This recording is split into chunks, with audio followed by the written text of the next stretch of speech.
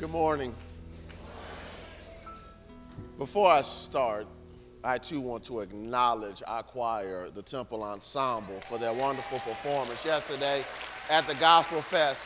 Let's stand on our feet and give our choir a round of applause.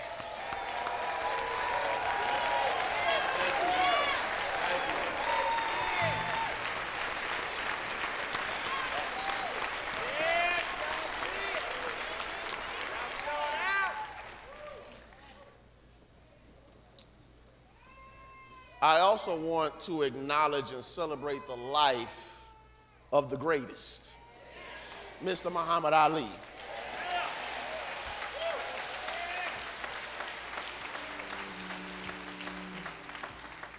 He was more than a boxing champion. He was the people's champion, a champion for African Americans and people of color. When people of color, very few people of color at that time had a voice and a profile to stand up to systemic racism. Several sermons could be given from his powerful quotes on racism, religion, war, and governmental oppression of people of color. CUT, along with billions of people around the world, celebrates the life and accomplishments of our champion, our brother, Muhammad Ali.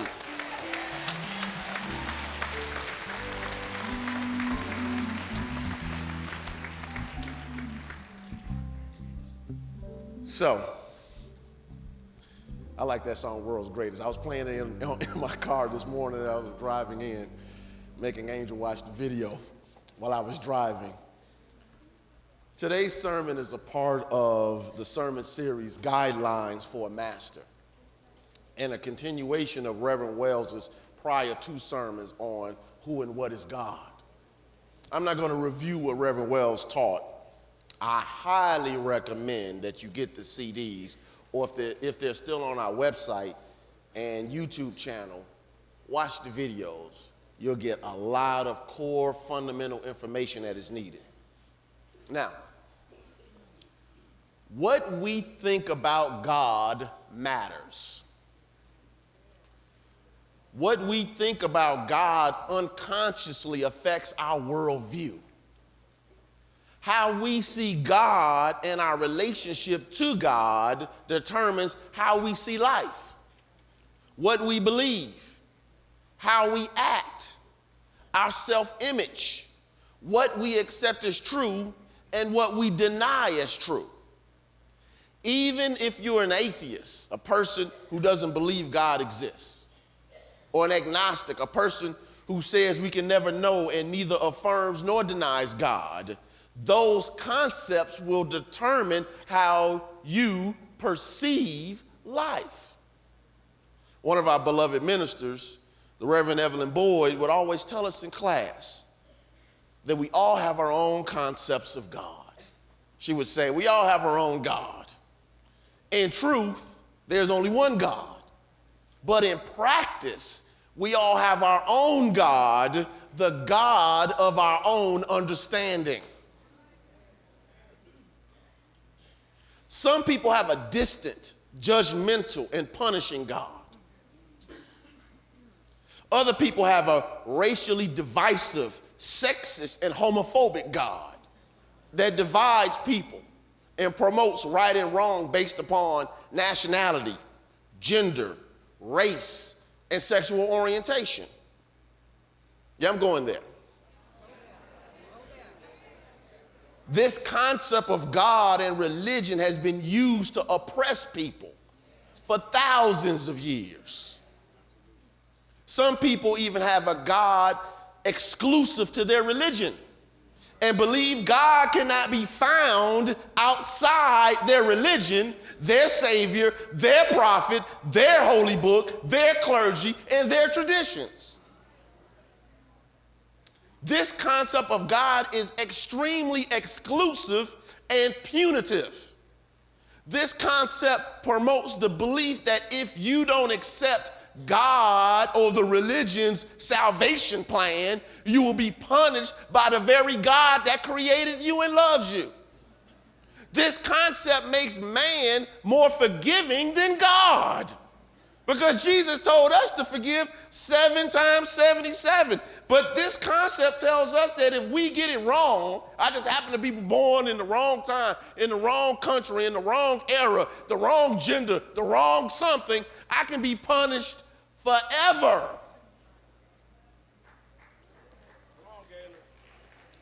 When religious zealots believe that they are on God's side, which happens to be the side of their religion, they can be very violent, punitive, and disrespectful to those who don't have the same religious belief system. They believe that they're fighting the enemies of God instead of disagreeing with other children of God.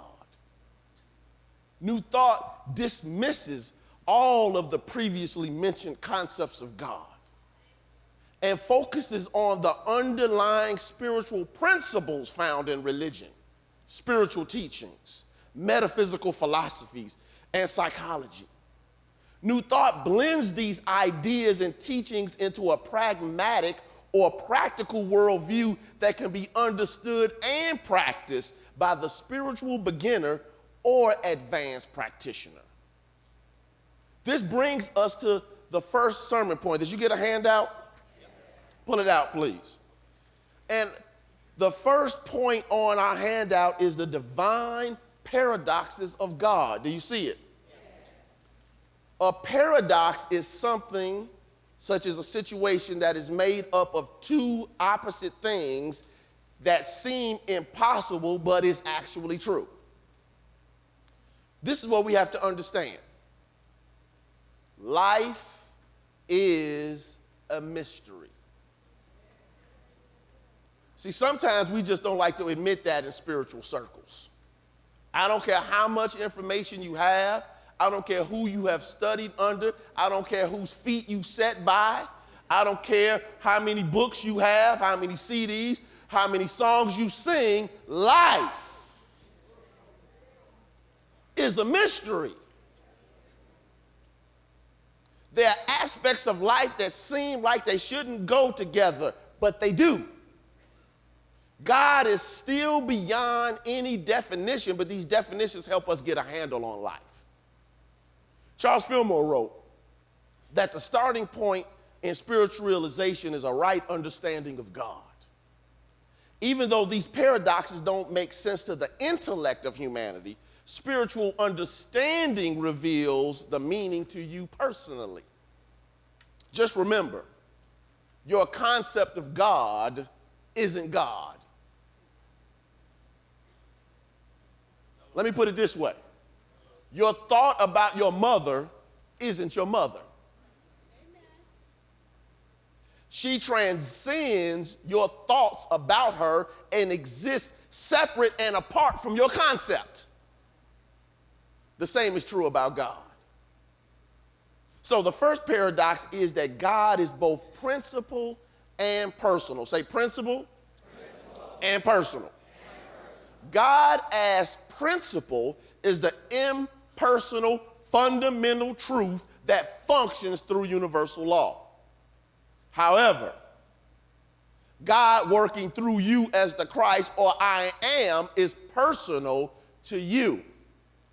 God as principle transcends illness, poverty, discords, and problems. Only God's truth is real in the absolute. This is why some metaphysicians will say things like, God doesn't know anything about that discord or that error or that whatever. In principle, that is absolutely true. However, God in you guides you through your so-called problems, heals your body, leads you to success, expresses as love, manifests as joy, and provides for you prosperity when you align with the impersonal principle in mind. The impersonal becomes personal by being you and guiding you through life. Now, anyone that is teaching you about the impersonal principle, it doesn't teach you about the personal, is only giving you one side of the coin. Too many times in New Thought, we take God and make God so abstract, people can't get a handle on it. God is personal to me, my God. The second paradox is that God is both immanent and transcendent. Let's say it together. Immanent and transcendent. Immanent is within, and transcendent means above and beyond. God is above and beyond as the creator of the universe and the substance, life, and intelligence of it. However, we can only truly know God for ourselves by turning our attention inward to the God in ourselves. The same God in me is the same God that is the creator of the universe. I am the self-expression, and you are the self-expression of God. I'll talk about this a little bit more later. The third paradox is that God is both Father and what? Father is wisdom. Mother is love. Father is provider. Mother is nurturer. Father is thought. Mother is feeling. For creation to be complete, you need both energies. The conscious and the subconscious mind, the male and the female energy, the yin and the yang. What we see as gender roles in creation only reflect how creative ideas come together to bring forth manifestation. God can be your mother, your father, or whatever you need to balance your soul. Just recognize that the same masculine and feminine energies reside in every soul. So when you need some more masculine energy, ladies, to be able to stand up and handle what you need to handle, it's in you already. And guys, when you need to be able to balance the hard edge of masculinity with the tender touch of the femininity, it's already within you.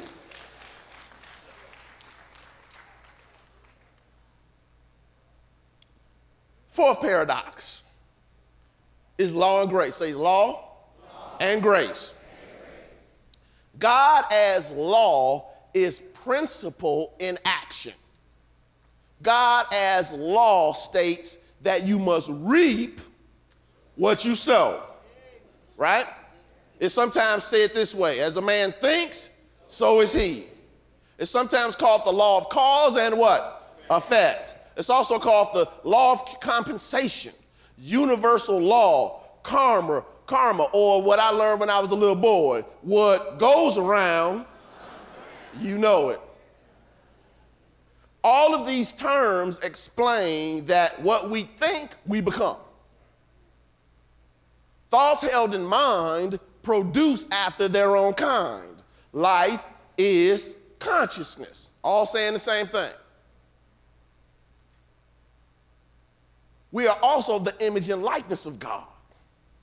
Therefore, God's grace or favor that we didn't earn is always expressing through our ignorance.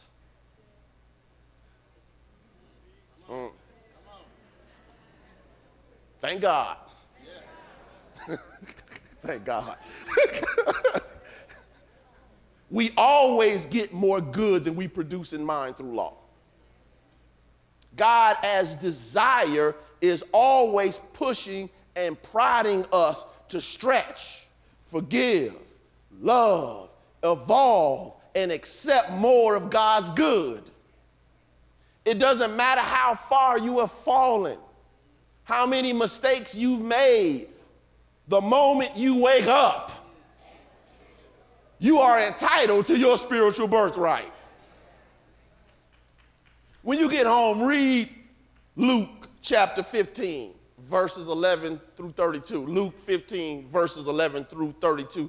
And read how you can always come back from your mistakes the moment you become aware of your spiritual nature. Emmett Fox put it this way: Christ is Lord over karma.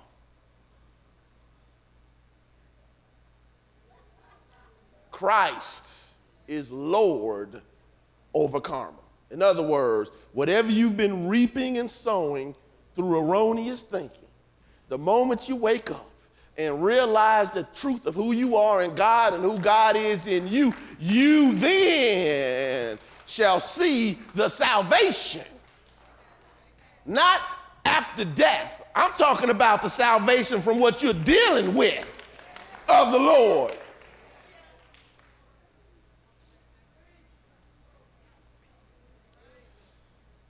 Our second sermon point on the bulletin, on your program, a handout, is God is not a person. God isn't a supernatural male or female. God is often depicted in the media as an old white man with a long beard in the clouds, where heaven is supposed to be. I mean, it's the truth. We call him the man upstairs. And we point to him. People hit a basket, what do? Point upstairs, they score a touchdown. But God's in, anyway. But we separate ourselves. We often say, somebody up there likes me.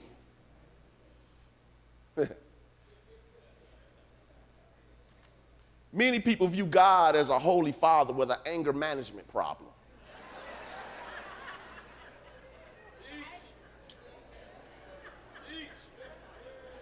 With a giant ego that needs constant recognition and stroking. Acknowledge me, praise me, tell me how great I am. Use as many big words as possible. Think about how you were taught to pray. Oh, Heavenly Father who looks high and looks low, and we do all this stuff thinking we're impressing God. That's nonsense. Prayer is not just about the words, because it's not the language you're speaking, it's the language of your soul that is speaking to the universal law. And that goes beyond words and thoughts.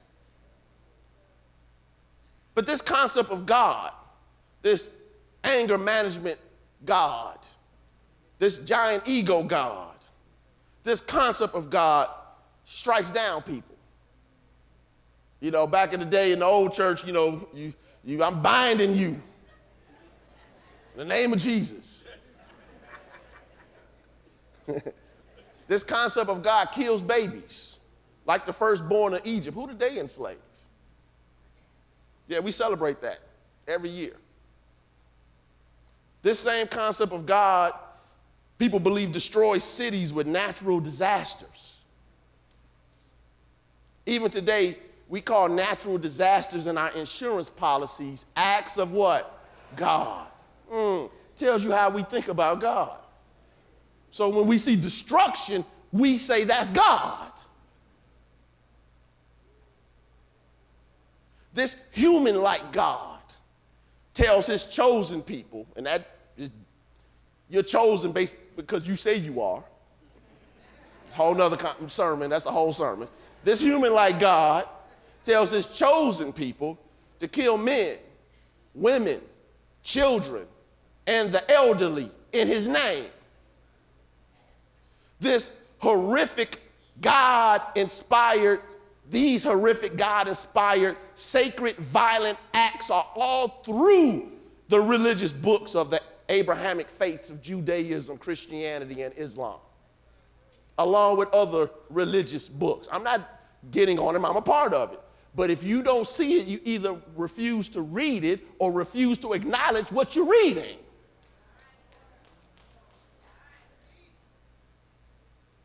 This is one of the primary reasons why we interpret the Bible metaphysically.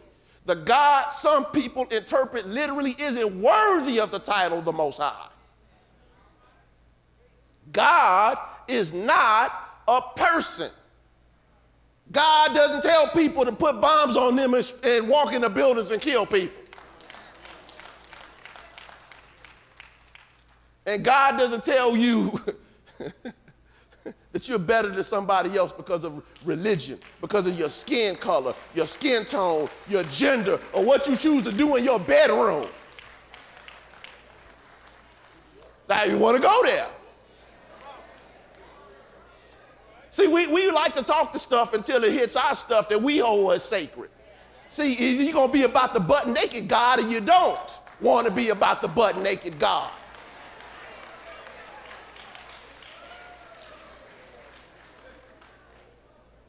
God isn't a person.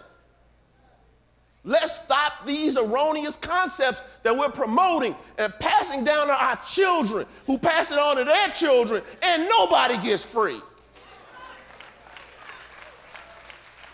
I told my daughter this morning on the ride in that I'd rather listen to the world's greatest or I Believe I Can Fly by R. Kelly than 95% of the gospel songs written, because those songs don't devalue humanity to promote Jesus. If I have to devalue me to promote someone else, you can keep it. I don't care what it is. I don't care what name you call it under. I mean that.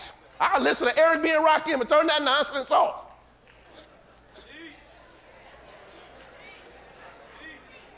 Those who don't know where Eric B. and Rakim is, Google it. No, I got soul. No, anyway.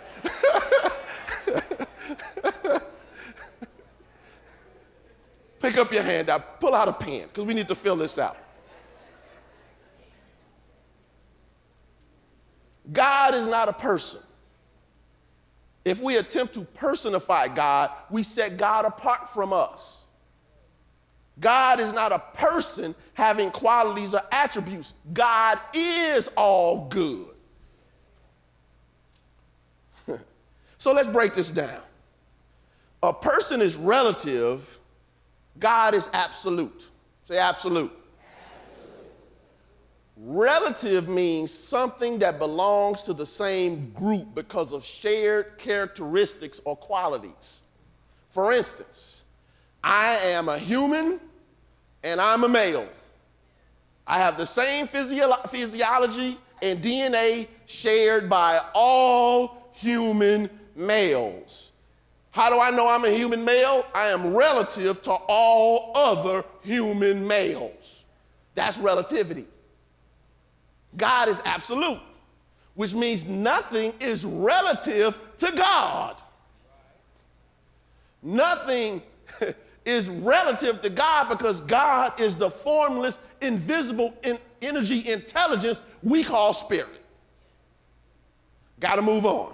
Number two, a person is a human being. God is, with a capital B, being. What does this mean?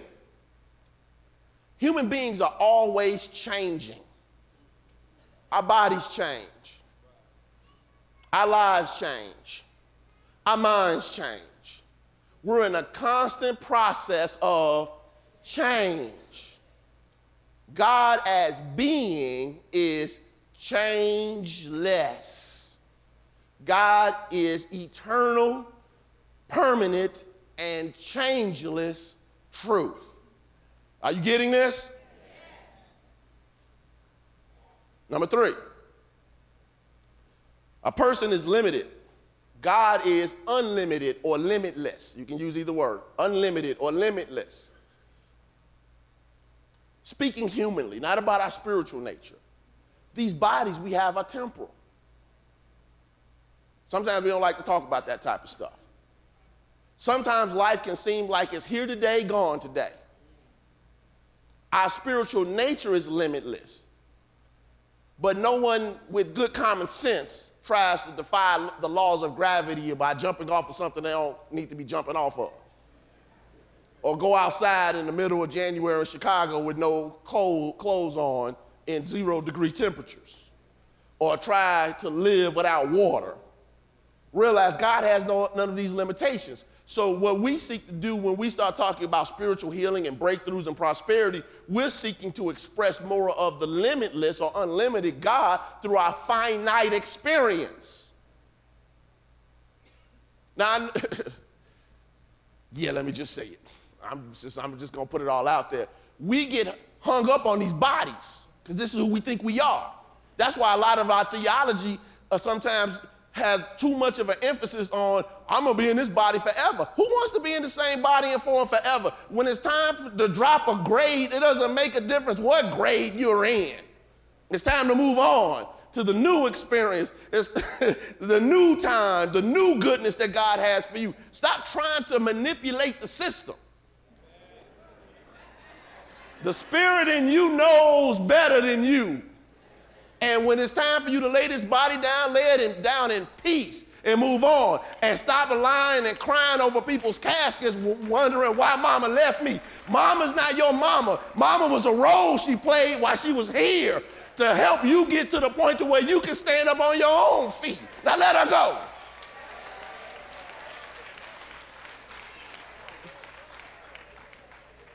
I told Reverend Norton I was kind of going there today. Hopefully I get back up next week.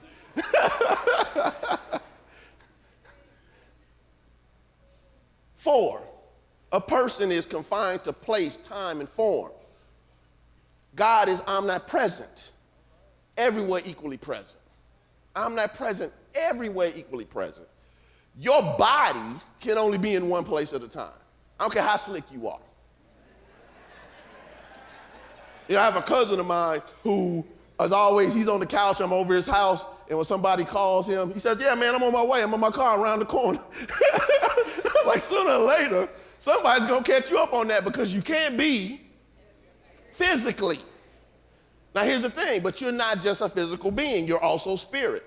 And spirit and mind are limitless and non-local. What does non-local mean? Doesn't reside in any individual space. So even when we say things like, God is within me, consciousness is within me, in all actuality, that's a limited in the box definition. Because your mind can be in California, literally. Because Ernest Holmes says truth known here is truth known everywhere. So you can know the truth about somebody in Los Angeles while you're in Chicago and then get the benefit of your consciousness. But that doesn't mean you can physically be with them at that time. Just as long as you recognize that there's just as much God here as there ever has been or will be anywhere. God is timeless and eternal, everywhere equally present. Now, since God is present everywhere at the same time, some people wonder why God doesn't stop the bad things from happening, like crime and murder and racism and fascists and dictators and all this stuff. Well, God created us and empowered us with free will. God didn't cause the drama, we did. We have to clean up our own messes. God can't call cut on your life because you're the director of your own play called life. If you're a parent, you understand that you can love your children, but you can't learn to walk for them. You can't eat for them. You can't learn for them, and you can't grow for them. As a parent, you can love them, teach them, guide them, and empower them to be productive and functional. It is the same with God. It's the same with God. When we surrender to God, yes, God can transform our situation, but the surrendering is part of the action needed to clean up our messes. Number 5, a person is or has varied characteristics. God is, I use 2 words here, and I've been taught several ways of this, but changeless or absolute, which basically means God doesn't change. What this means is this, and I really want this to land. People can be funny. Because we change all the time, right? People can be quite moody.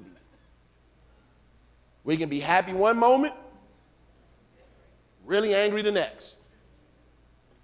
The person we love the most can be the person we hate with everything in our being a year later.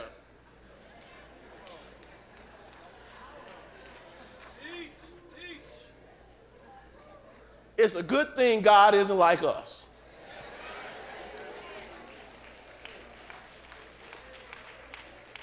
The universe would be in chaos. You ever see that movie when Morgan Freeman played God with Jim Carrey, asked for the power of God? He said, I'm just going to give you one city, and he couldn't handle that. The world would be in chaos if God was like people.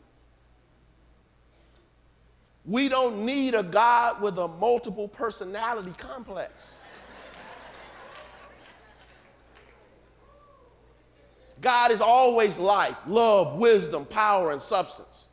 We express as much as God's good as we can, realize, and use.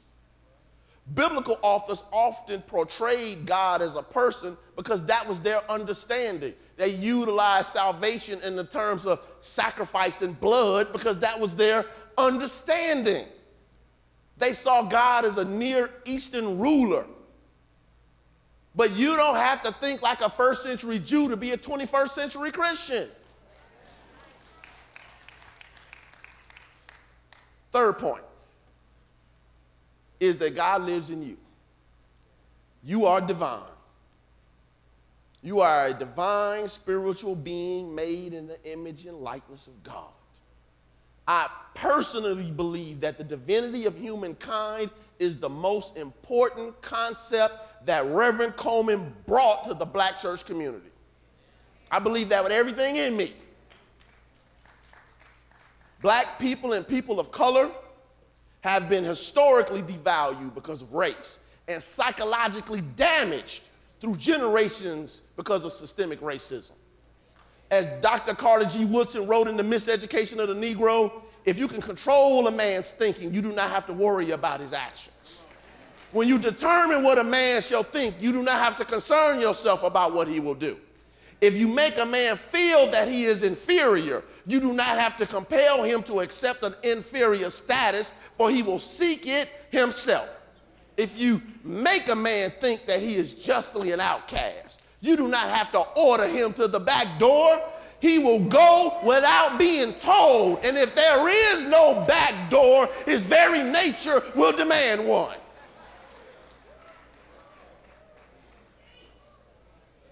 Yes, this is a universal message. But don't forget Johnny Coleman in her context, like people are doing now with Muhammad Ali, how they did it with Martin Luther King. They take them out of the context of who they were. Black woman, 1956, in Baptist High, Chicago, talking about an alternative spiritual power that tells you God is in you. Dealing with the racism and the religious bigotry of the same people that she was trying to help. Don't forget that.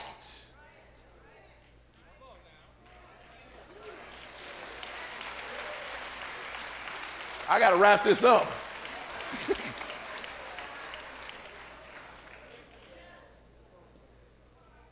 Our community needs this message. Are you watching the news?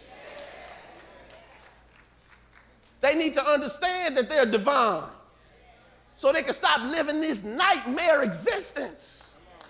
Waking people up is our job.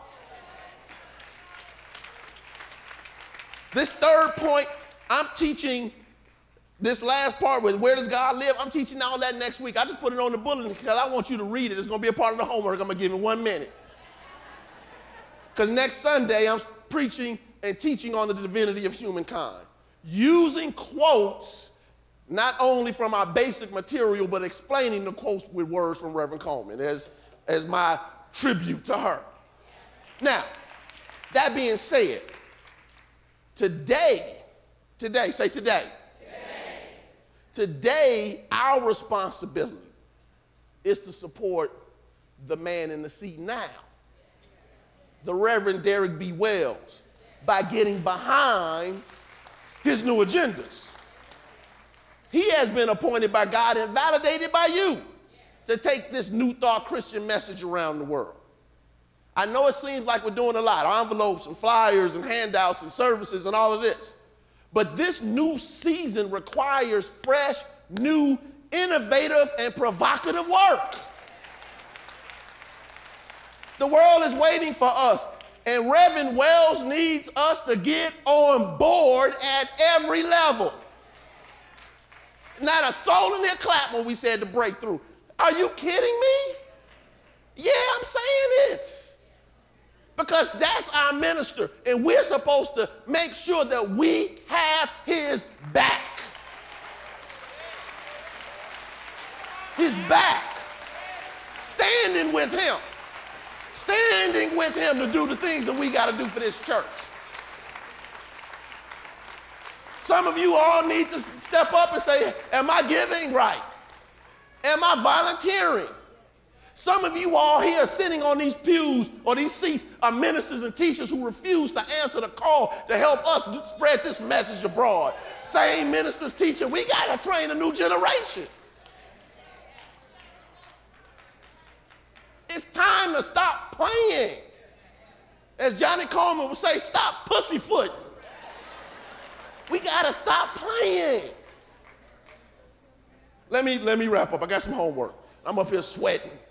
I got me sweating up here. I'm serious about this. This message transformed my life.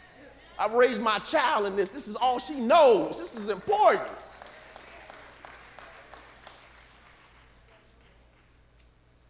I want you, first homework point, I want you to read this handout every day this week for 7 days starting today and focusing on the part that I left off because that's what I'm picking up next week. Read it every day and play with it in your mind and ask God to reveal to you what it means to you. Got it?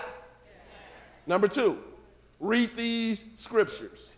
Matthew chapter 5, verses 13 through 16. Matthew chapter 5, verses 13 through 16, and Matthew chapter 6, verses 25 through 34. Matthew chapter 6, verses 25 through 34. For 7 days beginning today, we're preparing for next Sunday's lesson. Matthew 5:13 to 16, verse 16, and Matthew 6:25 to 34. Okay, get the CD, y'all. We got to roll. We got to roll. Pray every morning and evening for 7 days. God, express your light as me. God, express your light as me. 4th step. This is your action step. Write down 3 people you'll invite to church next week and to the breakthrough service on June 17th. And invite them before next Sunday. Invite them, not text them. Pick up the phone and call them and make it personal. I want you to come with me for our new service, which means who's supposed to be here? Right. In closing, it's time for us to take a stand for the goodness in people and be even greater light unto all humanity. The world is waiting for us. Look at the sign of the times. We can't fall asleep on post and rest on our laurels. Yes, we've done great works, but it's time to get back on the horse.